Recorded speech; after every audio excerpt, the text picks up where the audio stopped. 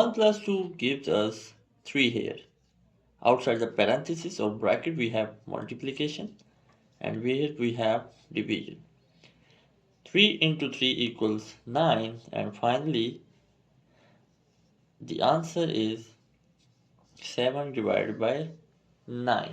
But this is absolutely wrong because while solving we missed one of the most important rules of mathematics called as PEMDAS, which is for the order of operation. We states that first of all we have to do parentheses, then exponents, then multiplication and division with equal priority, and at last addition and subtraction with equal priority. But the important thing is we have to move from left to right. Now let's solve this problem correctly.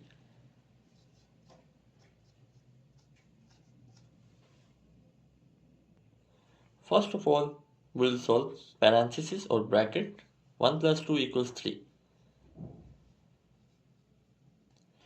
Now we have one division and one multiplication, but both has equal priority according to this rule.